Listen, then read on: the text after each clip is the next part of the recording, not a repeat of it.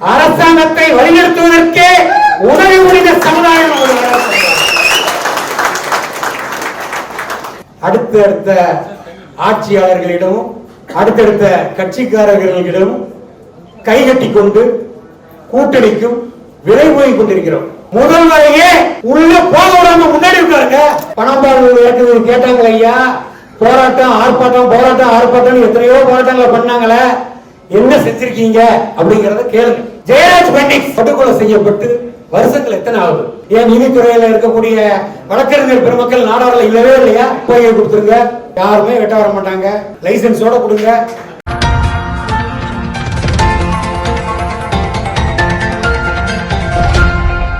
இயக்கங்களாகவும் பல்வேறு அரசியல் கட்சிகளின் தலைவர்களாகவும் இருந்தாலும் மத்தியில் ஆளக்கூடிய இங்கு தமிழகத்தில் ஆளக்கூடிய ஆட்சியில் அதிகாரத்தில் இருந்தாலும் கூட அனைத்து அரசியல் கட்சி உறுப்பினர்களுமே முன்னாள் சட்டமன்ற உறுப்பினர்கள், இந்நாள் சட்டமன்ற உறுப்பினர்கள் என்று ஆளுநராக இருந்த மேதகு அக்கா தமிழிசை சவுந்தரராஜன் முதல் இங்கே வருகை புரிந்து இந்த ஒற்றுமை திருவிழா நாடார்களின் பலம் என்ன என்பதை நிரூபிக்க வேண்டும் என்று ஒன்று கூடி இருக்கக்கூடிய அனைவருக்கும் மாலை நேர வணக்கத்தை தெரிவித்துக் கொள்கிறேன்.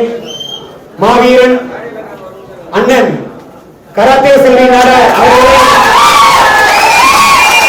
நெஞ்சில் பூஜிக்கின்ற நாடார் இளைஞர் பெருமக்களும் வீர கடவுள் அண்ணன் வெங்கடேச பண்ணையார் அவர்களை நெஞ்சில் சுமக்கின்ற வீர இளைஞர் படைகளும் இந்த நாடார் ஒற்றுமை திருவிழாவிற்கு வருகை புரிந்து வாழ்த்துறை புரிய வருகை புரிந்துள்ளீர்கள். இந்த விழா நடக்கக்கூடிய திருநெல்வேலி, தூத்துக்குடி, நெல்லை நாடார் மதமை பரிபாலன சங்கத்தை குறித்து கூற வேண்டும் என்று கூறினால், நான் எனது பெற்ற தாய் தந்தையருக்கு அடிபணியாமல் நாடார்களின் மெர்கண்டைல் வங்கி மீட்பு போராட்டத்திற்காக இங்கு சென்னை பாரிமுனையிலேயே மிகப்பெரிய போராட்டம் அண்ணன் சுப்ரீம் ஸ்டார் சரத்குமார் அவர்கள், ஐயா ராமச்சந்திர அழைக்கிறார் அவர்கள் எல்லாம் தலைமையேற்று நடத்திய அந்த மாபெரும் போராட்ட களத்தில் போராட்டம் முடிந்தவுடன் அனைவருமே இந்த தூத்துக்குடி நெல்லை நாடார் மகமை பரிபாலன சங்கத்திற்கு தான் வருவார்கள் என்று தெரிந்து இங்கு ஓடி வந்து நாடார்களின் அப்போதைய ஒற்றுமையை பார்த்து இங்கு ஏதாவது எனக்கு வேலை கிடைக்குமா அண்ணாச்சி என்று இங்கு இருக்கக்கூடிய ரிசப்ஷனில் வந்து நான் கேட்டேன். அப்போது இங்கிருந்த சமுதாய சொந்தத்தில் ஒருவர் பெசன்ட் நகரில் இருக்கக்கூடிய ஒரு நமது நாடார் சமுதாயத்தை சார்ந்த ஒரு கடையில் வேலை செய்ய அறிவுரை வழங்கினார்கள். இந்த சங்கத்தில் ஒரு கட்சி தலைவராக நாடார் சமுதாயத்திற்கு ஒரு பிரச்சனை என்றால் அது நாடார்களின் குரலாக சட்டமன்றத்தில் ஒழிக்க வேண்டும் என்ற ஒரே எண்ணத்தோடு அதே நாடார்களின் இந்த மண்டபத்திற்கு வருகை தரும்போது அந்த பழைய நினைவுகளை நான் நினைவு கூற கடமைப்பட்டேன். அதே போல நமது நாடார் சமுதாயத்தின் பெருமை என்பது ஊரறிந்த உண்மை, உலகமறிந்த உண்மை. அண்ணன் முத்துரமேஷ் அவர்கள் கடந்த அதிமுக ஆட்சி காலத்தில் ஒரு மாபெரும் ஒரு மாநாட்டை போல மாண்புமிகு முன்னாள் முதல்வர் எடப்பாடியார் அவர்களை அழைத்து ஒரு மாநாடு போல ஒரு விழாவினை ஏற்பாடு செய்தார்கள்.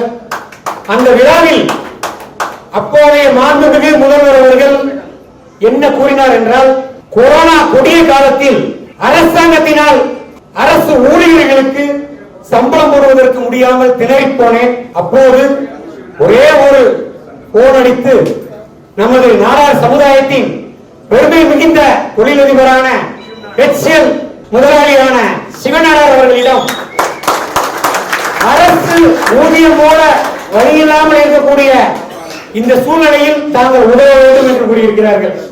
ஆனால் ஒரு பேச்சு எதுவுமே கூறாமல் அரசாங்கத்தை வழிநடத்துவதற்கே உதவி புரிந்த சமுதாயம். இப்பேற்பட்ட பெருமை கொண்ட நாடார் சமுதாயத்திற்கு அரசியலில் நாம் எந்த நிலையில் இருக்கிறோம்? எம்ஜிஆர் அவர்கள் விவசாயி என்று ஒரு படத்தில் ஒரு பாடலை பாடியிருப்பார் என்று, என்ன வளம் இல்லை இந்த திருநாட்டில், ஏன் கையை ஏந்த வேண்டும் வெளிநாட்டில் என்று. நமது நாடார் சமுதாயத்தில் என்ன வளம் இல்லை? அறிவு இல்லையா? கல்வி இல்லையா? பொருளாதாரம் இல்லையா? அனைத்து துறைகளிலுமே சாதித்துக் கொண்டிருக்கிறோம். ஆனால் அரசியலில் அடுத்தடுத்த ஆட்சியாளர்களிடமும் அடுத்தடுத்த கட்சிக்காரர்களிடமும் கைகட்டி கொண்டு கூட்டணிக்கும் விலை போய் கொண்டிருக்கிறோம். இந்த ஒற்றுமை திருவிழாவிற்கு வந்திருக்கக்கூடிய அனைத்து நாடார் சமுதாய சொந்தங்களும் தயவு செய்து இந்த நேரத்தில் கொஞ்சம் சிந்தித்து பார்க்க வேண்டும்.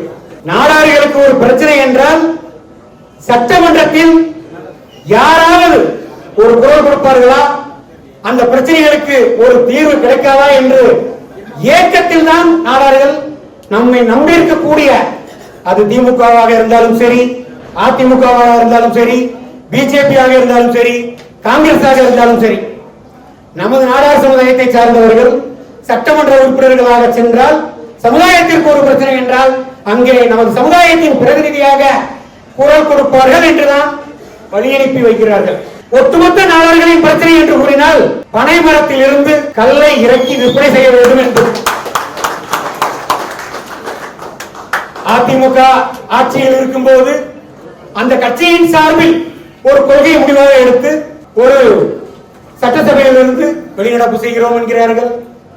திமுக ஆட்சி காலத்தில் அவர்கள் செய்வது சரியில்லை என்று கூறி எதிர்க்க இருக்கக்கூடிய சட்டமன்ற உறுப்பினர்கள் எல்லாம் வெளிநடப்பு செய்கிறார்கள். நாடார்களின் வாக்குகளை வாங்கிக் கொண்டு திமுகவின் சட்டமன்ற உறுப்பினர்களாக இருக்கக்கூடிய சட்டமன்ற உறுப்பினர்களோ அல்லது அதிமுகவின் சட்டமன்ற உறுப்பினர்களாக இருக்கக்கூடியவர்களோ காங்கிரஸ் கட்சியின் சட்டமன்ற உறுப்பினர்களாக இருக்கக்கூடியவர்களோ எங்கள் நாடார்களின் ஒட்டுமொத்த பிரச்சனையாக இருக்கக்கூடிய பனை மரத்தில் இருந்து இந்த கல்லை இறக்க அரசு உடனே அனுமதி தர வேண்டும்.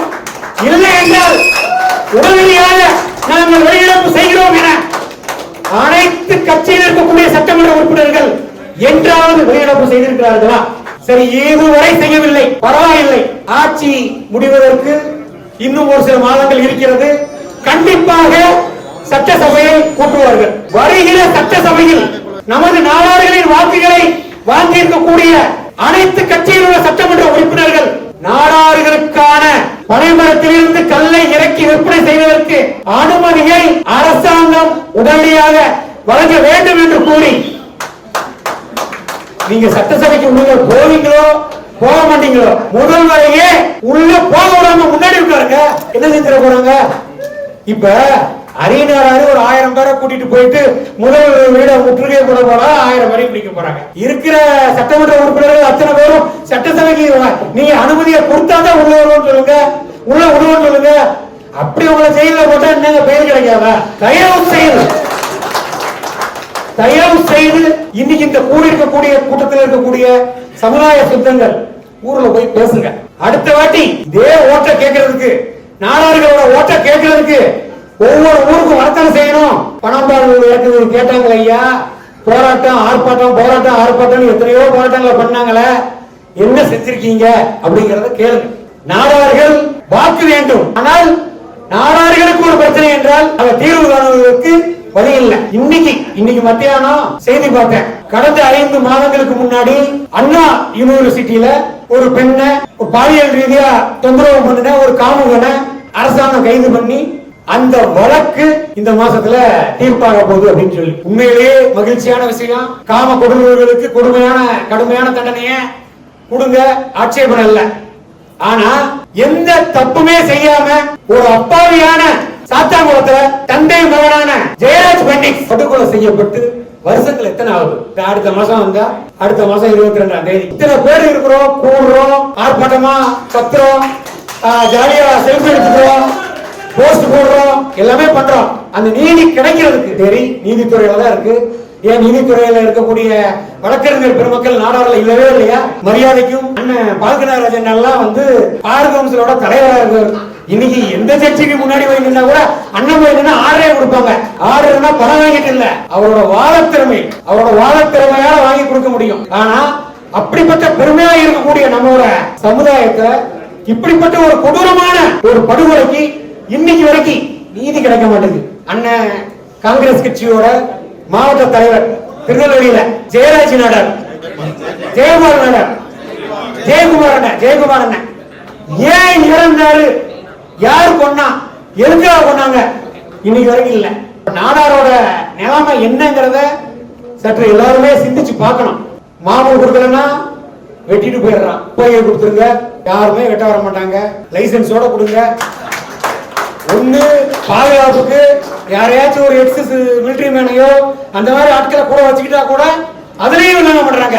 சமீபத்தில் கூட அண்ணன் சீமான் அண்ணன் வீட்டுல இதே ஒரு பிரச்சனை தான், துப்பாக்கி வச்சிருக்காங்கன்னு சொல்லி. தேவையில்லாத நாடார் சமுதாயத்தின் மீது காழ்ப்புணர்ச்சியோடு இருக்கக்கூடிய அரசியல் கட்சிகள் திருந்த வேண்டும். அதற்கான பாடத்தை வருகிற 2026 சட்டமன்ற தேர்தலில் நாடார்களின் பலம் என்ன என்பதை நமது நாடார் சமுதாய சொந்தங்கள் புரிந்து கொண்டு, ஐயா டாக்டர் பத்மஸ்ரீ சிவந்தி ஆய்க்கினார் ஐயா இருக்கும்போது நாடார்கள் எல்லாம் ஒருங்கிணைச்சு நாடாருக்குன்னு அரசியல் அங்கீகாரம் கிடைக்கணும், சட்டமன்றத்துல நம்மளோட பலத்தை காமிக்கணுங்கிறதுக்காக ஐயா அண்ணாச்சி வைகுண்டராஜ் அண்ணாச்சி எல்லாரும் சேர்ந்து ஒரு பெரும் முயற்சியை பண்ணாங்க. அந்த பெரும் முயற்சியோட பலனா இன்னைக்கும் ஏதோ ஒரு சீட்டு 2 சீட்டு 1 சீட்டு சொல்லி கொடுத்துட்டு இருக்காங்க ஆட்சியாளர்கள். ஆனா அந்த ஒரு சீட்டையும் நம்மளால தக்க வைக்க முடியுதா? நம்ம நாடார்களோட பலத்தை நம்ம நாடார்களே, வேற யாரும் வெளியில இருந்துலாம் வரலங்க, தோக்கடிக்கிறதுக்கு வேற வெளியே இருந்துலாம் யாரும் வரல. உண்மையிலேயே மாற்று சமுதாயத்துல எவ்வளவு ஒற்றுமையா இருக்காங்கிறதெல்லாம் தயவு செய்து கொஞ்சம் சிந்திச்சு பாருங்க. ஏதோ எங்கேயோ ஒருத்தருக்கு அடிபட்டு இருக்கு, அவருக்கு தானே பிரச்சனை, அவர் குடும்பத்துக்கு தானே பிரச்சனை, இந்த மளிகை கடைக்காரருக்கு தானே பிரச்சனை, இந்த பணமரத்துல யாருன்னு அவருக்கு தானே பிரச்சனை அப்படின்னு மட்டும் நினைக்காதீங்க. இன்னைக்கு அவங்களுக்கு, நாளைக்கு நம்ம வீட்டுல ஒருத்தங்களுக்கு. அதனால ஒற்றுமை மிகப்பெரிய வலிமைங்கிறத தயவு செய்து புரிந்து கொண்டு 2026 சட்டமன்றத்துல நாடார்கள்ல மிகப்பெரிய தொழிலதிபர்கள் இருக்காங்க. இன்னைக்கு அந்த தொழிலதிபர்கள் ஒரு போன் அடிச்சு, அது பிஜேபி தலைவரா இருந்தாலும் சரி, திமுகவோட தலைவரா இருந்தாலும் சரி, அதிமுகவோட தலைவரா இருந்தாலும் சரி, காங்கிரஸ் தலைவரா இருந்தாலும் சரி, எங்க நாடார் சமுதாயத்துக்கு ஒரு 30 சீட்டை கொடுங்க அப்படின்னு சொன்னா கொடுக்க மாட்டேன்னு சொல்றதுக்கு எந்த கட்சியும் கிடையாது. ஆனால் அதற்கு நம்மளோட ஒற்றுமை தேவை. பிளவு போட்டு கிடக்கிறோம், பல்வேறு அமைப்புகள் இயக்கங்கள் எல்லாமே பிரிஞ்சு கிடக்கிறோம். ஒற்றுமை மட்டும்தான் பலம். அதனால வரக்கூடிய 2026 நாடார்களின் பிரதிநிதியா சட்டமன்றத்துல குரல் கொடுக்க அனைவரும் பாடுபடணும். வாக்கு கேட்டு நாடார்களா வர்றவங்களுக்கு முக்கியத்துவத்தை கொடுத்து வெற்றி பெற வைக்கணும். டிசம்பர்ல தென் தமிழகத்துல மிகப்பெரிய மாநாட போடணும்னு சொல்லியிருக்காங்க. அதுக்கு என்ன செய்யணுங்கிறத முடிவு பண்ணி சொல்லுங்க. முழு முயற்சியோட தென் தமிழக மக்கள் உலகமே திரும்பி பார்க்கிற வகையில நம்ம செய்யலாம். அக்கா தலைவர் அக்கா இருக்காங்க, அவர்களின் தலைவர் ஐயா சொன்னாங்க, நாங்க படுத்து கிடந்துகிட்டே 50 தொகுதியில ஜெயிக்க முடியும்னு சொல்லி. அப்பேற்பட்ட அவர்களால படுத்து கிடந்துகிட்டே 50 தொகுதியில ஜெயிக்க முடியும் அப்படின்னா நம்ம உழைப்பாளிகள், உழைக்கும் வர்க்கத்தை சார்ந்தவர்கள், நாம உழைப்போம், உழைத்து நம்மளால வெற்றி பெற முடியும், சாதிக்க முடியும் என்பதை கூறிக்கொள்கிறேன். அதே போல காலத்தின் நேரம் கருதி வாய்ப்புக்கு நன்றி கூறி விடைபெறுகிறேன். இந்த ஒப்பற்ற முயற்சியை மேற்கொண்ட அண்ணன் முத்துரமேஸ்வரர் அவர்களுக்கு இந்த நேரத்தில் எங்களது சத்திய சார்புடைய கட்சியின் சார்பில் நெஞ்சார்ந்த வாழ்த்துக்களையும் நன்றியையும் கூறிக்கொள்கிறேன். கல்லடி பட்டா ஏதோ பழமொழி சொல்லுவாங்க, ஆனா நீங்க என்ன கல்லானாலும் போடுவேன் அதெல்லாம் பார்த்துக்கிறேன் அப்படின்னு சொல்லி தாங்கி நிற்கிறப்ப அவர்களுக்கு பக்கபலமாக என்றைக்கும் நாங்க இருப்போம் அப்படிங்கிறத இந்த நேரத்தில் கூறிக்கொள்கிறேன். நன்றி, வணக்கம்.